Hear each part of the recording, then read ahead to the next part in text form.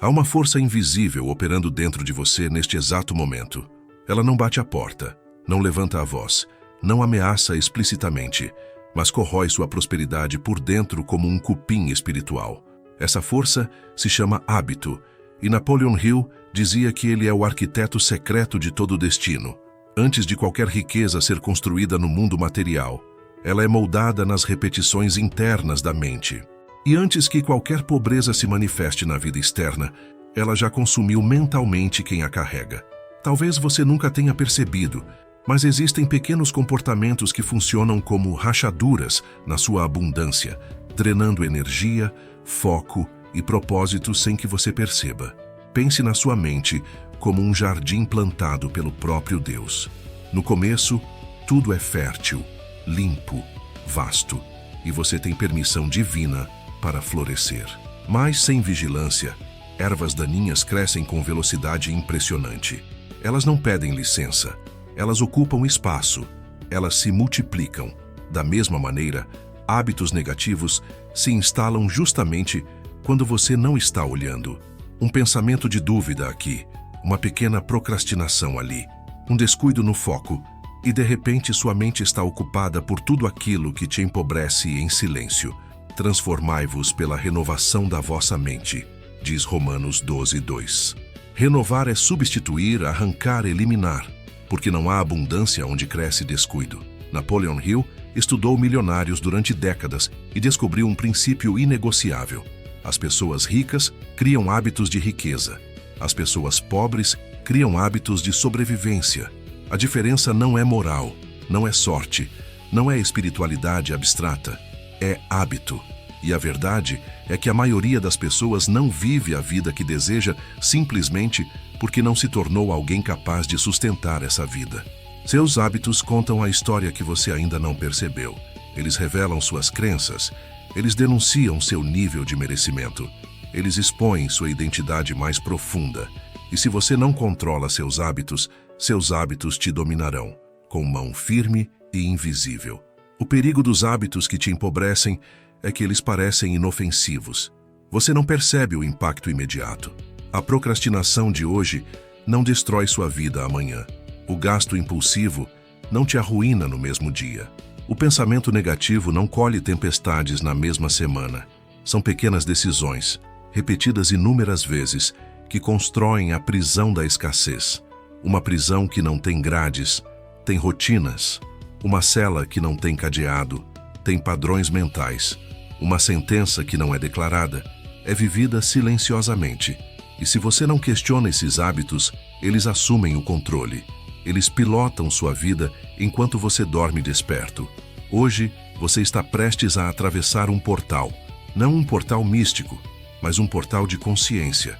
Vamos desmontar, peça por peça, os comportamentos que te sabotam, que te atrasam, que empobrecem sua energia, sua mente e seu destino. Vamos revelar os hábitos que drenam sua força financeira e espiritual.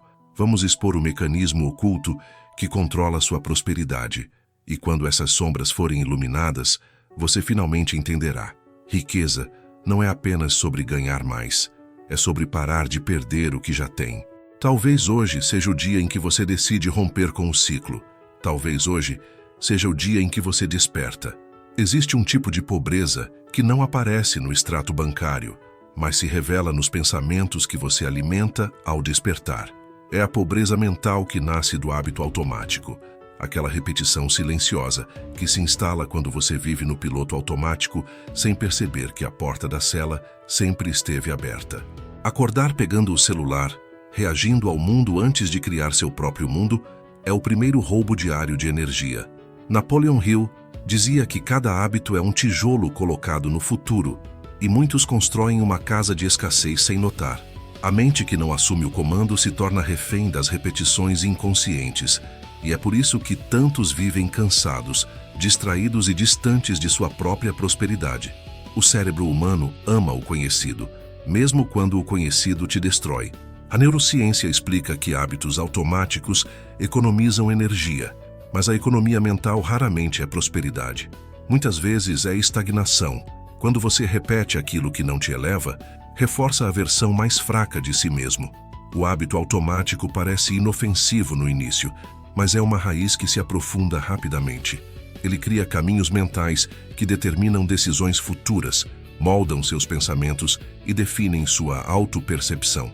O perigo é que esses comportamentos não são percebidos como ameaças, são vistos como rotina normal, e é exatamente isso que empobrece.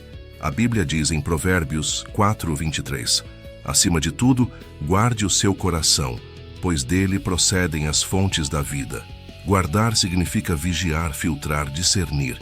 E hábitos são filtros espirituais que determinam o que seu coração absorve. Quando você repete ações que te afastam do seu propósito, está abrindo espaço para pensamentos que drenam sua fé, sua energia e sua visão. O coração desprotegido aceita qualquer semente, inclusive as que geram frutos de escassez. E a pobreza não nasce em um dia. Ela germina quando você normaliza comportamentos pequenos, improdutivos e desconectados da sua identidade de abundância. Napoleon Hill afirmava que o fracasso raramente é um acontecimento repentino. Ele é o resultado de negligências pequenas acumuladas ao longo dos anos. A frase "depois eu faço" é a assinatura da mente empobrecida. Cada adiamento reforça uma identidade que vive fugindo daquilo que precisa enfrentar. É por isso que tantos permanecem no mesmo ponto. Não é falta de capacidade, é excesso de hábitos que drenam a coragem. O custo invisível do hábito automático é que ele te convence de que você está seguro, enquanto lentamente te rouba o futuro. A vida é um campo fértil, onde tudo germina, inclusive aquilo que você preferiria não plantar.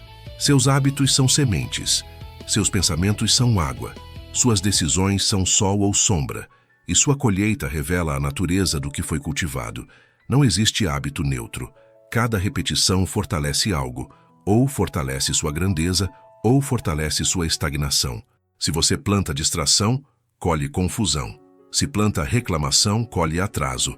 Se planta clareza, colhe direção. A prosperidade exige intenção. A escassez exige apenas repetição inconsciente. As pessoas ricas, segundo Hill, não são ricas por acaso. São ricas porque criaram uma rotina que sustenta a identidade de alguém próspero.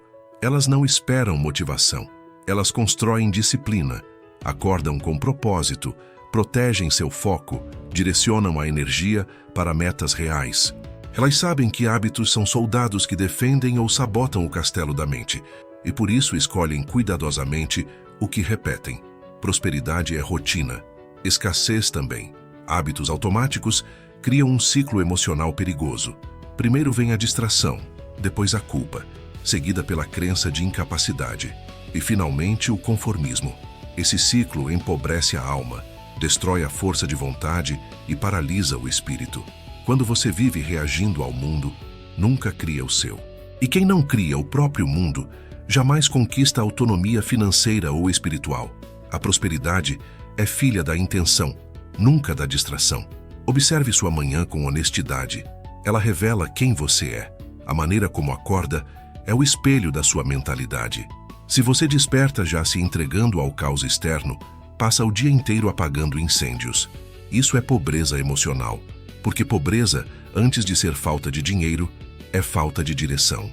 Hábitos ruins começam com algo pequeno, um descuido, uma escolha fácil, um momento de desatenção, mas se tornam correntes quando repetidos. A pobreza começa quando você se acostuma com o que te fere, quando tolera cansaço, desordem, procrastinação, pensamentos negativos e ambientes que drenam sua energia. A normalização do que te diminui é o primeiro estágio da estagnação, e viver abaixo do que Deus colocou em você não é humildade, é desperdício de propósito. Deus não te criou para ser mínimo, Ele te criou para multiplicar. Hábitos automáticos moldam identidades automáticas, e quem vive automaticamente não cria riqueza, apenas sobrevive. Você se torna aquilo que repete todos os dias. Se repete disciplina, se torna disciplinado. Se repete resistência mental, se torna forte.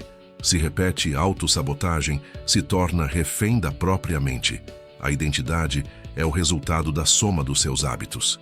A neurociência confirma que o cérebro cria conexões mais fortes para tudo que é praticado com frequência. Por isso, o que você repete se torna mais fácil com o tempo, inclusive o que te destrói. Ansiedade repetida vira padrão. Foco repetido vira poder. O cérebro aprende tudo que você ensina a ele, até mesmo sua própria fraqueza.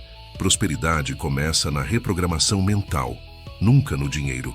Você precisa analisar sua rotina como quem examina um mapa de guerra. Cada hábito revela para onde você está marchando. Não existe neutralidade. Ou você avança, ou você retrocede. O hábito automático é um inimigo sorridente. Te convence que está tudo bem, enquanto te conduz lentamente ao atraso. A vida é movimento. Até ficar parado é uma forma de caminhar para trás.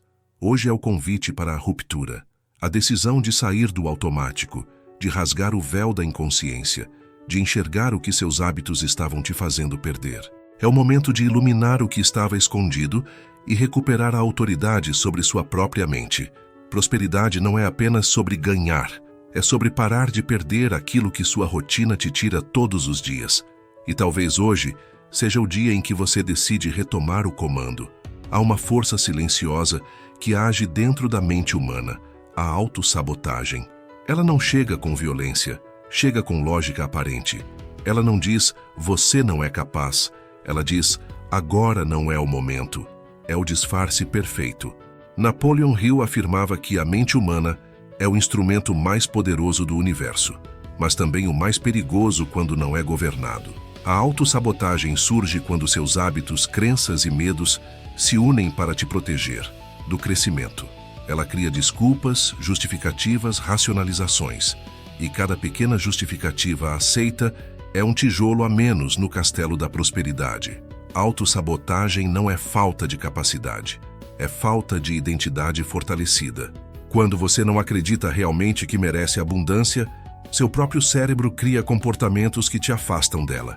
A neurociência explica que o cérebro prefere o familiar ao evolutivo. Ele protege sua zona de conforto como se fosse território sagrado. Por isso, você procrastina quando a oportunidade aparece. Por isso hesita quando o caminho certo exige coragem. Por isso evita mudanças, mesmo precisando delas. A autossabotagem é a defesa do seu eu antigo contra o eu que você precisa se tornar. A Bíblia diz em Efésios 4:22 que devemos despir-nos do velho homem.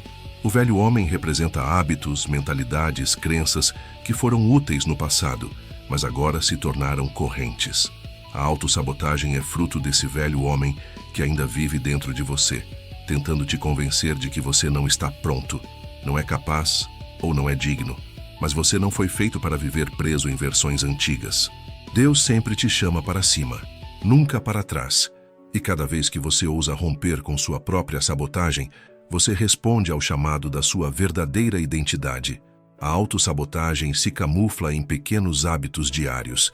Dormir tarde só hoje, deixar para amanhã porque não tem pressa, gastar dinheiro para aliviar a ansiedade, consumir conteúdo que te distrai, em vez de conteúdo que te fortalece. Nada disso parece grande o suficiente para te impedir de prosperar, mas cada repetição cria uma rachadura interna. Prosperidade não é construída apenas pela ação, é destruída pela omissão. A omissão é a ferramenta favorita da autossabotagem, porque parece inofensiva, mas é veneno lento. Napoleon Hill dizia que cada derrota carrega consigo a semente de um benefício equivalente, mas a autossabotagem impede que você encontre esse benefício. Ela te faz desistir antes de tentar, te faz temer antes de caminhar, te faz acreditar que falhar é definitivo. É aqui que muitos empobrecem espiritualmente, quando concluem que seu erro define quem são, quando acreditam que seu passado limita seu futuro. Quando se rendem àquele pensamento, não adianta. Esse pensamento é o berço da autossabotagem e o funeral da abundância. A mente que se sabota cria um teatro interno. Ela imagina cenários negativos, exagera falhas futuras, cria monstros invisíveis. A ciência chama isso de viés negativo, um mecanismo que supervaloriza riscos e subestima sua capacidade. É um reflexo biológico, mas se torna uma prisão psicológica. E quem vive preso ao viés negativo não ousa, não age, não avança. E sem ação, não existe prosperidade. A riqueza nunca visita casas onde o medo é o senhor da porta. A autossabotagem também surge da comparação. Quando você olha demais para o caminho dos outros, perde a visão do seu próprio. A comparação mata a gratidão, enfraquece a identidade e distorce a percepção do possível. Pessoas ricas sabem que o maior investimento não é em dinheiro, é em identidade. Quem compara enfraquece a própria. Quem se inspira fortalece. É uma escolha silenciosa que muda tudo. Outra forma de autossabotagem é o ciclo do quase.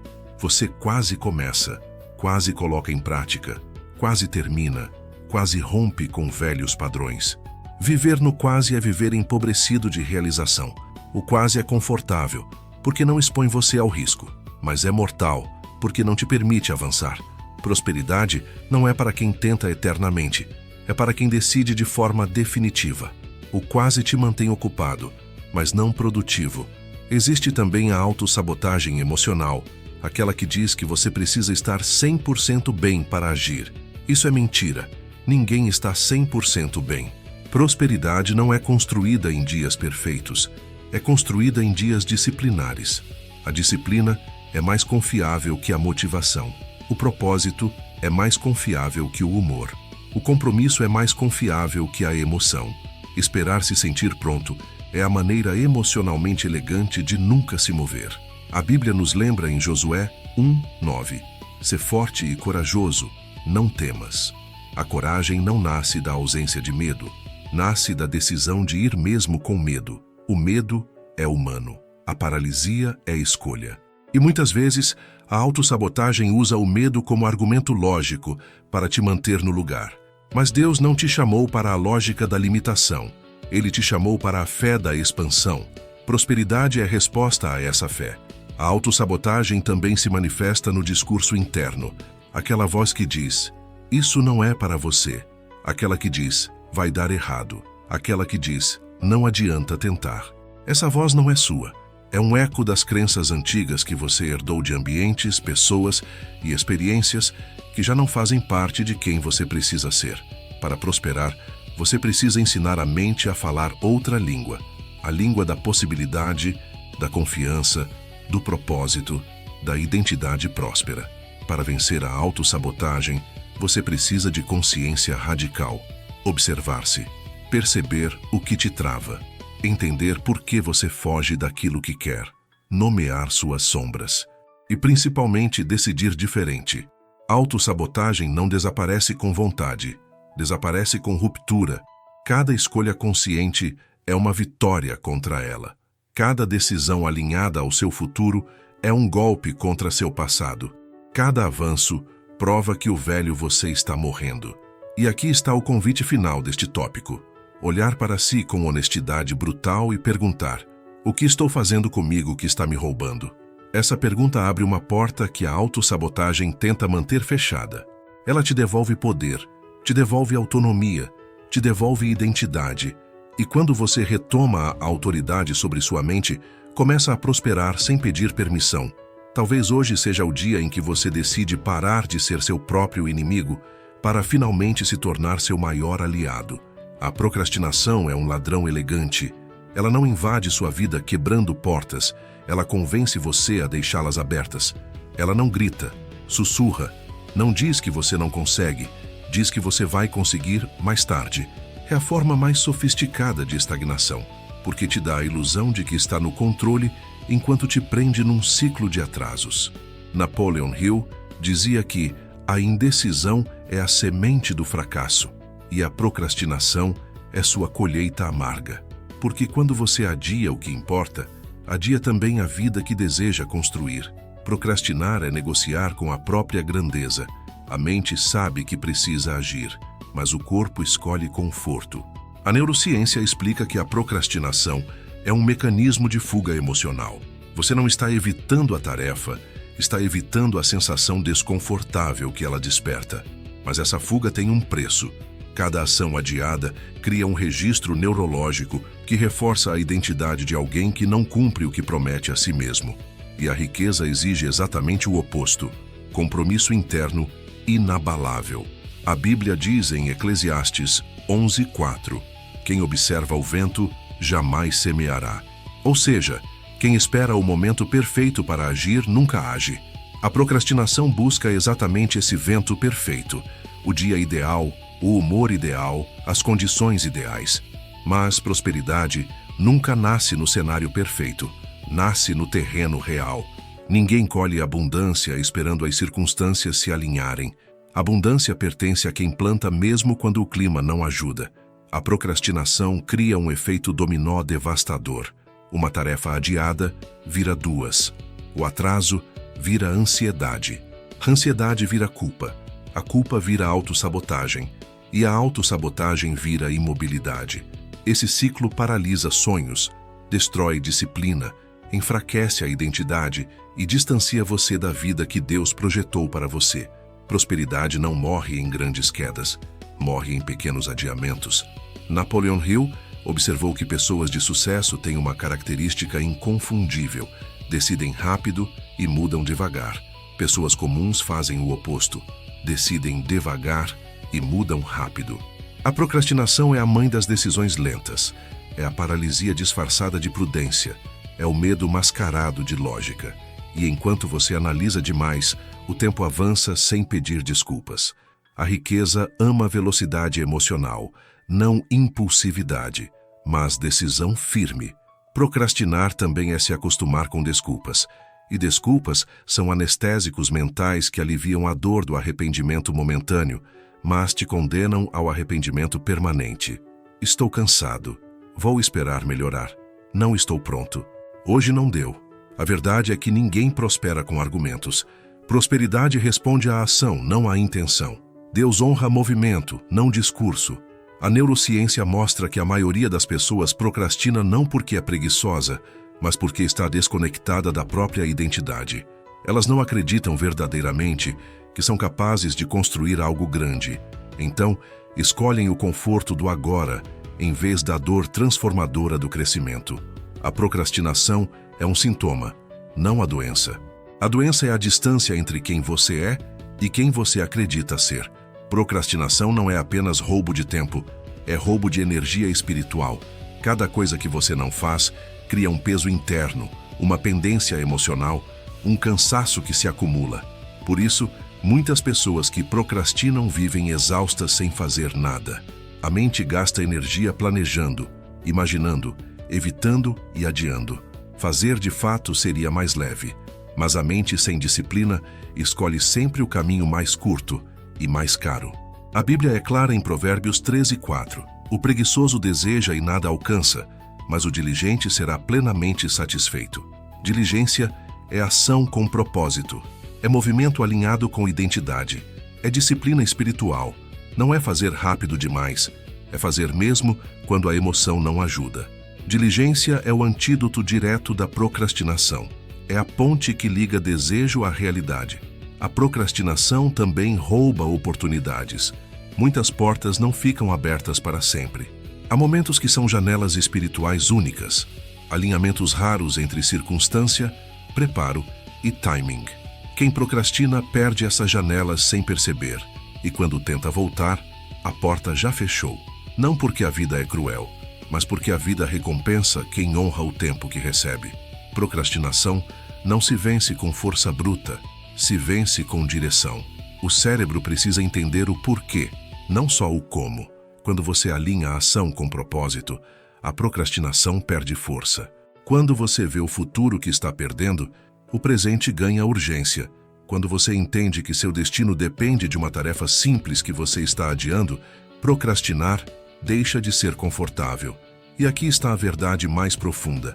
A procrastinação é a recusa inconsciente de se tornar grande.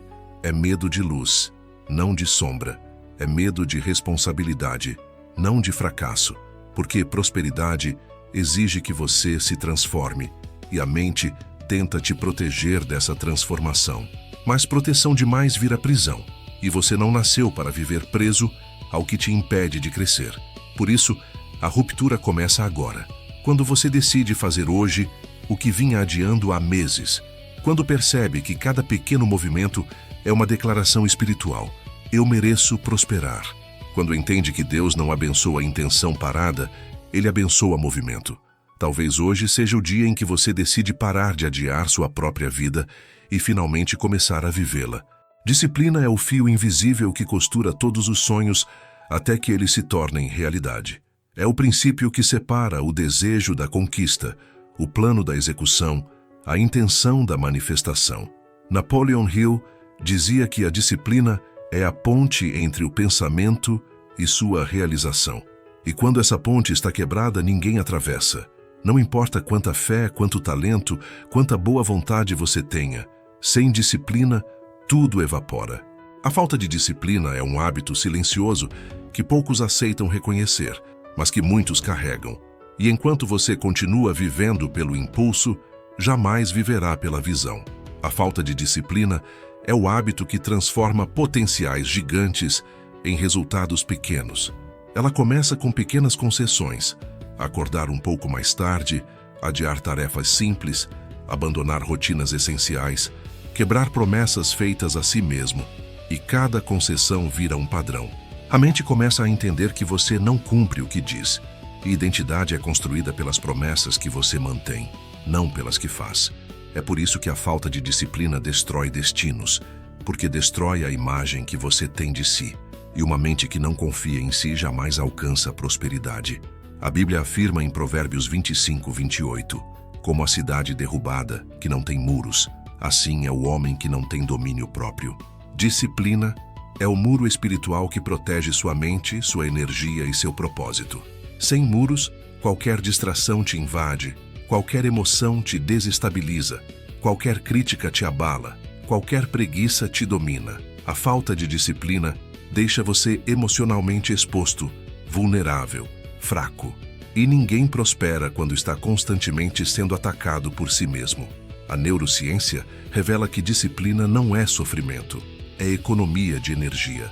Cada vez que você cria um hábito disciplinado, o cérebro gasta menos esforço para repetir aquilo. No início, dói. Depois, vira padrão. Por isso, pessoas disciplinadas parecem ter mais força. Não é força, é estrutura. A falta de disciplina, por outro lado, consome energia mental absurda.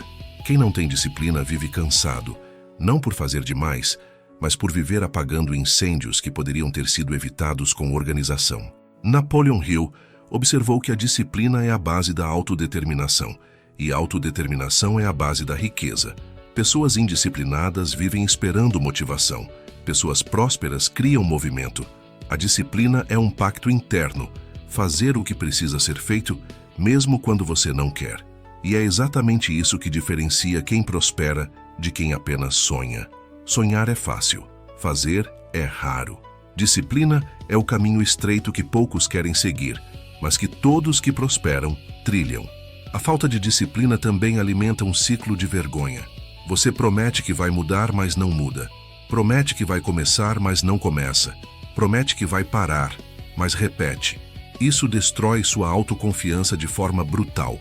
A cada promessa quebrada, a mente aprende a duvidar de você. E sem autoconfiança, nenhum objetivo se sustenta. É por isso que tantos vivem presos em ciclos intermináveis. Não confiam mais no próprio comando. Disciplina é espiritual.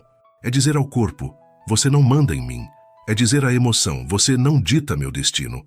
É dizer ao medo: eu sigo mesmo assim. Deus honra pessoas disciplinadas, porque disciplina é prova de maturidade espiritual. Até mesmo Jesus no deserto precisou de disciplina para resistir às tentações. Não foi emoção, não foi conveniência, foi firmeza. Prosperidade é um processo de deserto. Disciplina é o que te mantém de pé até a terra prometida. A falta de disciplina também te torna escravo de recompensas imediatas. Você troca resultados eternos por prazeres passageiros, troca visão por distração, troca construção por descanso antecipado. A mente que vive buscando alívio nunca constrói nada que dure. Já a mente disciplinada entende que o prazer verdadeiro vem depois da entrega. E quanto mais você treina essa lógica, mais forte se torna. Disciplina não mata prazer. Disciplina fortalece prazer. O hábito da indisciplina também emburrece a mente. Sim, emburrece, porque disciplina exige clareza, e clareza exige pensamento profundo. Sem disciplina, Você vive em modo superficial, pulando de estímulo em estímulo, sem criar profundidade. E prosperidade é para quem se aprofunda. Em si mesmo, na fé, na missão, no propósito. A mente indisciplinada vive dispersa. A mente disciplinada vive direcionada. Direção é riqueza. A falta de disciplina te impede de construir autoridade. Não existe autoridade sem consistência. Quem não cumpre o que promete a si mesmo jamais terá força para cumprir grandes visões. A autoridade vem de repetição, de constância, de integridade com a própria palavra. Cada vez que você rompe sua rotina disciplinada, enfraquece sua própria liderança. Cada vez que mantém, fortalece seu poder interno. A indisciplina é também uma forma de autossabotagem emocional.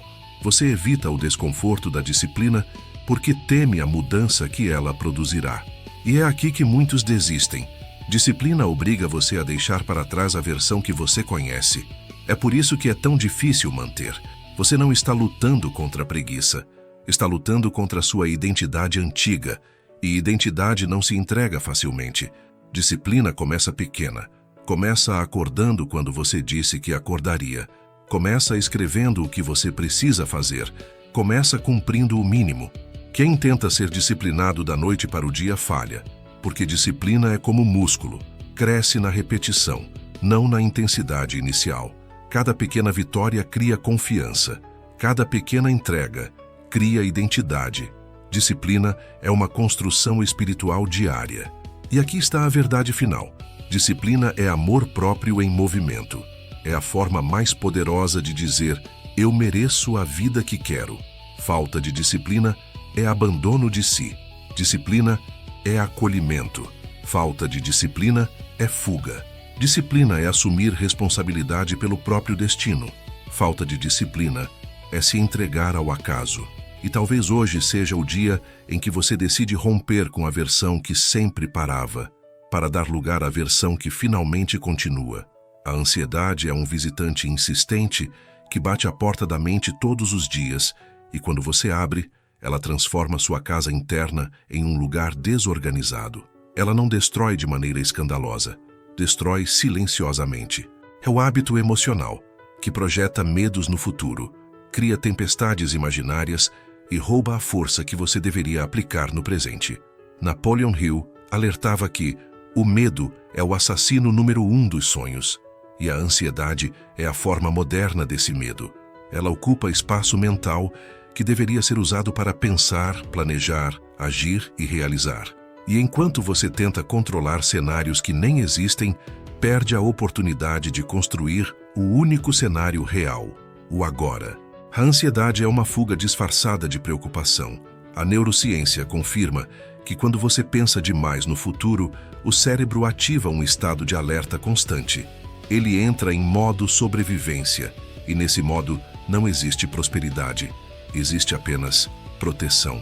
E o cérebro que tenta sobreviver não consegue criar, ele apenas tenta evitar dor. Prosperidade exige que você esteja em modo construção, mas a ansiedade te mantém preso em modo ameaça. É por isso que quem vive ansioso raramente prospera, não porque não tem capacidade, mas porque sua energia vital está sendo usada para fugir, não para avançar. A Bíblia traz uma verdade profundamente libertadora em Mateus 6,34. Não vos inquieteis com o dia de amanhã. Deus não está te pedindo para não planejar. Ele está te pedindo para não sofrer antecipadamente. Ansiedade é sofrimento por coisas que não aconteceram. É pagar juros por uma dívida que nem existe. E enquanto você sofre pelo que não é real, deixa de viver o que é real. Prosperidade é sempre construída em terreno presente. A ansiedade te arranca desse terreno e te joga num deserto mental onde nada cresce. A ansiedade se alimenta do medo da perda, do medo do julgamento, do medo de falhar, do medo de tentar. Cada uma dessas emoções são sementes que, quando repetidas, se transformam em hábitos, porque a ansiedade é, acima de tudo, repetição. Você não fica ansioso de uma só vez. Você treina seu corpo a reagir ao futuro com tensão. E esse treinamento, consciente ou não, vira padrão. O corpo se acostuma a viver em alerta e sua mente se acostuma a interpretar tudo como ameaça. Mas prosperidade não floresce em terreno de ameaça, floresce em terreno de coragem. Napoleon Hill identificou o medo como o maior inimigo financeiro. Ele dizia que, quando a mente está ocupada com medo, não sobra espaço para a fé. E a ansiedade é medo sofisticado. Ela rouba a fé, enfraquece a visão, emburrece a intuição e impede que você perceba oportunidades. E aqui está uma verdade dura. Muitas pessoas não prosperam porque, no fundo, têm medo da prosperidade, medo da responsabilidade, medo da mudança, medo de não sustentar aquilo que desejam. A ansiedade combate o futuro que Deus quer te entregar. Ansiedade também cria paralisia. Você pensa tanto, sente tanto, espera tanto, analisa tanto, que o corpo não consegue agir. E sem ação, não existe prosperidade. Ansiedade te prende dentro da própria mente, e a mente sem movimento vira prisão. A pior prisão é aquela onde você está livre por fora, mas acorrentado por dentro. E muitos vivem assim, tentando correr com os pés amarrados pelos próprios pensamentos. A neurociência mostra que, quando você vive em ansiedade constante, o sistema nervoso entra em estado de hiperativação. Isso drena energia, reduz clareza, distorce percepção. É por isso que pessoas ansiosas têm dificuldade em tomar decisões. Elas sempre imaginam o pior. E imaginar o pior é o primeiro passo para viver o pior. Porque onde sua atenção vai, sua energia segue. Prosperidade exige foco em possibilidades, não em ameaças. A ansiedade também cria vícios emocionais. O corpo se acostuma à química da preocupação e começa a procurá-la. Você pode estar em paz, mas sua mente busca algo para se preocupar, porque o sistema aprendeu a associar alerta com controle. Mas isso é mentira. Ansiedade não te prepara, ela te aprisiona. A mente ansiosa tenta controlar o futuro porque não confia na própria capacidade de enfrentá-lo, e isso destrói sua força interior. A Bíblia diz em Filipenses 4, 6, 7 que devemos entregar nossas inquietações a Deus e que a paz guardará nossos corações e mentes. Essa paz não é ausência de problema, é ausência de tormento. Prosperidade ama mentes em paz, porque a paz produz clareza, produz produtividade, produz direção. A ansiedade produz ruído. E ninguém ouve a voz do propósito no meio de ruídos internos. A ansiedade também empobrece financeiramente. Quem vive ansioso toma decisões impulsivas, gasta para aliviar tensão, investe mal por medo, recua quando deveria avançar e duvida de si quando deveria confiar. Prosperidade exige mente estável. Ansiedade cria instabilidade, e instabilidade emociona, destrói qualquer construção ao longo do tempo. Ruim não é sentir ansiedade. Isso é humano. Ruim é transformá-la em hábito. Ansiedade é um visitante que bate à porta, e você não pode impedir que ele bata, mas pode impedir que ele entre. Sente no sofá, pegue o controle remoto e mude sua vida. Prosperidade exige gestão emocional. Não é eliminar emoções, é colocá-las em seus lugares. Controlar a ansiedade é recuperar o trono da própria mente. É dizer, eu comando, eu decido, eu escolho o que permanece. A ansiedade não pode governar alguém que está consciente. E consciência é luz. A ansiedade vive nas sombras. Quando você vê a ansiedade, ela perde poder. Quando você nomeia, enfraquece. Quando você decide, rompe. E o convite final é simples e profundo. Volte para o presente. Riqueza se constrói agora. Fé se manifesta agora. Vida acontece agora. O amanhã é terreno de Deus. O hoje é terreno da ação. Talvez hoje seja o dia em que você decide parar de tentar controlar o futuro, para finalmente começar a construir o seu. Gastar sem consciência é como carregar um balde furado. Não importa o quanto você coloque dentro, sempre falta. A maioria das pessoas acredita que o problema é ganhar pouco, quando na verdade o problema é perder muito. Napoleon Hill dizia que a riqueza é construída mais pelo que você conserva do que pelo que você adquire. E essa é a verdade que muitos evitam enxergar. A pobreza não nasce da ausência de dinheiro, nasce da ausência de direção. Quem não domina o hábito de registrar, organizar e direcionar seus recursos, vive à mercê do impulso, da emoção e do vazio que tenta preencher com consumo. O gasto inconsciente não é apenas financeiro, é emocional. É o reflexo de um vazio silencioso. Muitas pessoas compram para se distrair, aliviar a ansiedade, sentir prazer imediato, fugir de si mesmas.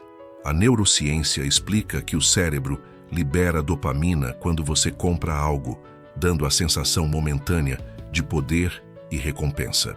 Mas esse prazer é tão curto quanto o tempo que leva para a fatura chegar. É por isso que tantas pessoas vivem presas em ciclos de consumo, porque a compra não resolve a dor, apenas mascara. E quando o efeito passa, a realidade retorna mais pesada. A Bíblia diz em Provérbios 21:20, na casa do sábio há tesouros e azeite, mas o tolo devora tudo o que pode. Esse versículo é uma descrição espiritual de pessoas que gastam sem consciência. Tudo o que entra, sai. Não sobra, não multiplica, não evolui. E se não sobra, a mente entra em modo de sobrevivência. E onde há sobrevivência, não há prosperidade. Prosperidade nasce do transbordar, não do faltar. E o transbordar é fruto da disciplina financeira, não da sorte. O hábito de gastar sem controle enfraquece sua identidade. Porque cada compra impensada é uma promessa quebrada consigo mesmo. Você jura que vai economizar, mas não economiza. Jura que não vai parcelar, mas parcela. Jura que vai controlar, mas cede. Cada cedência diminui sua autoconfiança. E a falta de autoconfiança destrói sua capacidade de prosperar. Porque prosperidade exige acreditar que você pode administrar muito. E quem não administra pouco, não administra muito. Napoleon Hill dizia que o hábito da economia é um dos pilares da riqueza. Ele não falava apenas de guardar dinheiro, falava de cultivar uma mentalidade de gestão. A mente pobre pensa no agora. A mente rica pensa no sempre. A mente pobre compra impulso. A mente rica compra propósito. A mente pobre gasta para aparecer. A mente rica investe para crescer. Essa diferença simples e brutal separa destinos inteiros. Gastar sem consciência é um hábito herdado. Muitos foram ensinados a usar dinheiro como anestesia emocional ou como símbolo de valor pessoal. Cresceram acreditando que comprar é sinônimo de ser. Mas prosperidade não é sobre ter mais coisas, é sobre ser alguém que não precisa de coisas para se validar. E somente quando você cura a origem emocional do consumo, o hábito muda, porque o gasto é apenas o sintoma. A raiz é insegurança, vazio, ansiedade, necessidade de aprovação. A neurociência mostra que pessoas que gastam por impulso ativam o sistema de recompensa antes de ativarem o sistema de análise. Ou seja, o prazer vence a razão. Por isso, não adianta apenas dizer, vou parar de gastar. Você precisa treinar sua mente para adiar recompensas, aumentar autocontrole e reconhecer gatilhos emocionais. A prosperidade começa no cérebro, não na carteira. É um recondicionamento interno. O gasto inconsciente também rouba energia, porque a preocupação financeira constante drena foco, cria ansiedade e desorganiza a vida. É impossível prosperar vivendo sob a tensão do será que vai dar? E essa tensão é resultado direto da falta de controle. Quem não controla o que sai, nunca desfruta do que entra. O dinheiro perde significado quando é usado para apagar incêndios que você mesmo acendeu. A Bíblia alerta em Lucas 14:28 que antes de construir uma torre, é necessário calcular o custo. Isso é gestão. Isso é visão. Isso é maturidade. Quem não mede, perde. Quem não observa, repete. Quem não organiza, desperdiça. E desperdiçar é o oposto de honrar. Prosperidade é honra. Honrar oportunidades, recursos, tempo, energia. O hábito de gastar sem consciência é uma forma de desonra silenciosa. O consumo automático também compra ilusões. Você acredita que está comprando felicidade, mas está comprando distração. A verdadeira felicidade não está nas coisas que entram em sua casa, mas nas coisas que entram em sua alma. Clareza, propósito, disciplina, fé, autocontrole. Quando você tenta preencher o espiritual com o material, sempre falta, sempre sobra vazio, sempre aumenta o buraco. Quando você controla seus gastos, você não está sendo mão de vaca, está sendo guardião. guardião do seu futuro, da sua família, da sua liberdade. Riqueza não nasce de ganhar mais, nasce de gerenciar melhor. Quem aprende a controlar pouco, transforma muito. Quem não controla pouco, perde muito. Esse é o segredo que muitas pessoas ignoram até ser tarde demais. E aqui está o ponto final. Gastar sem consciência é viver inconsciente. E prosperidade exige consciência total. Cada real tem propósito. Cada escolha tem impacto. Cada decisão é um voto no futuro que você quer construir, ou no futuro que você está sabotando. Talvez hoje seja o dia em que você decide parar de desperdiçar o que Deus te entrega, para começar a multiplicar o que Ele te confiou. Pensar pequeno é a maior forma de pobreza que existe, porque ela não atinge apenas o bolso, atinge a identidade. É a pobreza que nasce dentro e depois se espalha para tudo ao redor.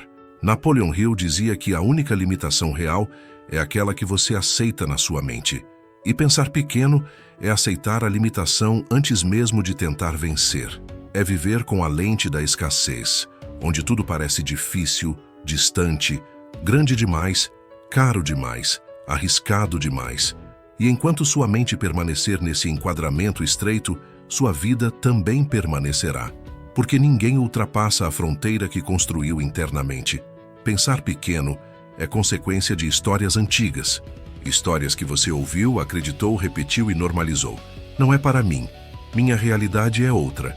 Sou assim mesmo. Não consigo. Essas frases parecem humildes, mas não são humildes. São correntes. A neurociência afirma que pensamentos repetidos formam padrões neurológicos densos. E quanto mais você repete crenças de limitação, mais enraizadas elas se tornam. Pensar pequeno vira não apenas um hábito, mas uma estrutura cerebral. E estruturas determinam comportamento. A Bíblia diz em Provérbios 23:7, assim como o homem imagina em sua alma, assim ele é. Este versículo é a chave de toda a prosperidade. Deus está dizendo que sua vida externa sempre refletirá sua vida interna. Se você pensa grande, cresce. Se pensa pequeno, encolhe. Não é magia, é mentalidade, é identidade, é eco espiritual. Pensar pequeno é negar o potencial que Deus colocou em você. É agir como se você fosse menos do que realmente é. Napoleon Hill estudou milhares de pessoas e percebeu um padrão claro. Quem pensa grande atrai oportunidades. Quem pensa pequeno atrai desculpas. O pensamento grande cria energia, movimento, ação. O pensamento pequeno cria medo, hesitação, retração. Pessoas que pensam pequeno interpretam desafios como ameaças. Pessoas que pensam grande interpretam desafios como portais. E essa única diferença muda absolutamente tudo. Pensar pequeno também gera uma vida emocional pobre. Porque quem pensa pequeno vive com medo de se frustrar. Então evita sonhar, evita tentar, evita arriscar, evita se expor, evita crescer. A zona de conforto se torna um santuário de segurança, mas na verdade é uma jaula dourada. A mente que pensa pequeno prefere sobreviver a prosperar. E sobreviver nunca será suficiente para quem nasceu para multiplicar. A neurociência mostra que a imaginação ativa as mesmas áreas cerebrais da experiência real. Isso significa que pensar grande prepara o cérebro para viver grande. A mente começa a testar possibilidades, visualizar caminhos, criar soluções. Pensar pequeno faz o oposto. Ativa áreas de alerta e retração. Seu cérebro se comporta como se estivesse sempre em perigo. Por isso, quem pensa pequeno vive com medo de tudo. O pensamento determina o estado emocional, que determina o comportamento, que determina o destino. Pensar pequeno também destrói a fé. A fé é grande por natureza. Ela vê o que não existe, acredita no invisível, caminha mesmo sem enxergar. Pensar pequeno sufoca a fé, porque limita Deus ao tamanho do seu medo. E quando você reduz Deus, reduz o que Ele pode fazer em você. Em Efésios 3:20 está escrito que Deus é capaz de fazer infinitamente mais do que tudo o que pedimos ou pensamos, mas Ele só pode fazer infinitamente mais se você estiver disposto a pensar um pouco mais do que pensa hoje. O hábito de pensar pequeno cria expectativas pequenas. E expectativas pequenas criam ações pequenas. Você passa a mirar baixo para evitar o risco de errar, mas quem mira baixo nunca acerta alto. Pessoas que transformam suas vidas são aquelas que ousam colocar metas maiores do que sua força atual, porque sabem que a força nasce no caminho. Pensar pequeno enfraquece a ambição saudável. Pensar grande desperta potência. Pensar pequeno também atrai ambientes pequenos. Você começa a conviver com pessoas que confirmam sua limitação. Pessoas que dizem, é difícil mesmo. Não é pra gente, a vida é assim, melhor não tentar. Não espere muito. E sem perceber, você começa a chamar de realidade o que na verdade é apenas um ambiente limitado. Prosperidade exige ambientes que expandem, não ambientes que encolhem. Napoleon Hill dizia que a imaginação é o verdadeiro laboratório do destino. Tudo nasce na imaginação. Negócios, projetos, visões, transformações, riqueza. Quando você pensa pequeno, fecha seu laboratório. Nada novo é criado. Você apenas repete a vida. E repetir a vida é viver um destino emprestado, não um destino construído. Pensar pequeno é viver como espectador da própria história. A mente pequena reclama. A mente grande agradece. A mente pequena critica. A mente grande cria. A mente pequena inveja. A mente grande se inspira. A mente pequena foca na falta. A mente grande foca na possibilidade. Pensar pequeno é uma mentalidade de déficit. Pensar grande é uma mentalidade de multiplicação. E Deus opera onde há multiplicação, não onde há medo. Quando você decide pensar grande, algo dentro de você se alinha. Seu peito expande, sua visão clareia, sua energia muda. Seu corpo entende que você está se movendo para algo maior. Pensar grande é um ato de coragem espiritual. É declarar ao universo: eu não fui criado para sobreviver, fui criado para crescer. E essa declaração muda tudo, porque ela muda você. O convite deste último tópico é o mais importante de todos. Amplie sua mente. Expanda seus limites. Abra espaço interno para o que Deus quer te entregar. Sonhe maior. Decida maior. Ore maior. Planeje maior. Haja maior. Você não empobreceu por falta de capacidade. Empobreceu por pensar pequeno. E talvez hoje seja o dia em que você decide romper essa prisão invisível para finalmente viver a grandeza que já existe dentro de você. Ao longo desta jornada, você atravessou sombras que talvez nunca tivesse iluminado antes. Viu hábitos, padrões, crenças silenciosas e repetições inconscientes que moldavam sua vida sem você perceber. Entendeu que prosperidade não é um evento, é um resultado inevitável de uma mente reorganizada. Napoleon Hill dizia que a mente humana, quando disciplinada, torna-se uma força espiritual irresistível. E agora você sabe o que isso significa. Não basta querer prosperar, é preciso tornar-se alguém capaz de sustentar prosperidade. Deus não derrama abundância em recipientes furados. Ele entrega a quem cuida, a quem vigia, a quem decide crescer. E hoje você já não é mais o mesmo. Agora vê sua vida com olhos abertos. Cada hábito analisado, a autossabotagem, a procrastinação, a indisciplina, a ansiedade, o consumo emocional, o pensamento pequeno, mostrou que a pobreza é sempre um processo silencioso, enquanto a prosperidade é sempre uma decisão consciente. Não existe prosperidade acidental, não existe abundância por descuido. A vida responde com exatidão ao tipo de semente que você planta diariamente. A Bíblia diz que pelos seus frutos os conhecereis, e frutos são hábitos. Nada muda do lado de fora enquanto você repete padrões do lado de dentro. É por isso que tantas pessoas vivem circulando entre tentativas e arrependimentos. Sem romper hábitos, elas apenas repetem destinos. Mas aqui, agora, você tem algo que muitos nunca alcançam: consciência. E consciência é luz espiritual. Consciência não te condena, te liberta. É ela que te mostra o caminho, te chama para fora da estagnação, te convida a assumir a vida como obra-prima e não como acidente. Você entendeu que prosperidade é responsabilidade, que abundância exige vigilância, que riqueza é consequência de uma identidade fortalecida. E quando identidade muda, tudo muda. A neurociência confirma que novos hábitos criam novas conexões, novos caminhos, novas possibilidades. A fé confirma que Deus age quando você decide agir. Napoleon Hill confirma que sua mente é o primeiro campo de batalha da riqueza. Você talvez nunca tenha ouvido alguém te dizer isso, mas ouça agora com seriedade espiritual. Você não nasceu para viver uma vida pequena. Não nasceu para sobreviver. Não nasceu para contar moedas, temer riscos, repetir o passado. Você nasceu para multiplicar, para expandir, para governar sua própria mente, seu próprio tempo, sua própria energia. Tudo o que Deus colocou dentro de você aponta para crescimento, não para retração. E se o mundo tentou te convencer do contrário, hoje você rompe essa mentira, porque agora você sabe, pobreza começa no pensamento, mas riqueza também, e cada novo hábito é um tijolo colocado no futuro que você escolhe construir. E assim chegamos ao momento mais poderoso desta jornada, o momento da decisão. Não uma decisão emocional, mas uma decisão espiritual.